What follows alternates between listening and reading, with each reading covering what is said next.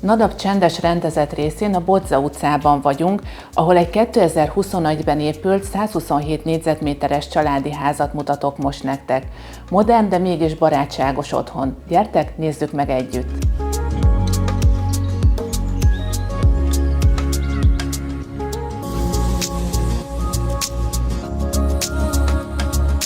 Az ingatlan különlegessége, hogy két teljesen külön bejáratú lakrésszel rendelkezik, így ideális választás kétgenerációs lakhatásra vagy akár bérbeadásra is. Az 1619 négyzetméteres, gondosan parkosított telek tágas életteret biztosít, a 70 négyzetméteres teraszról pedig a Velencei tóra is rálátunk.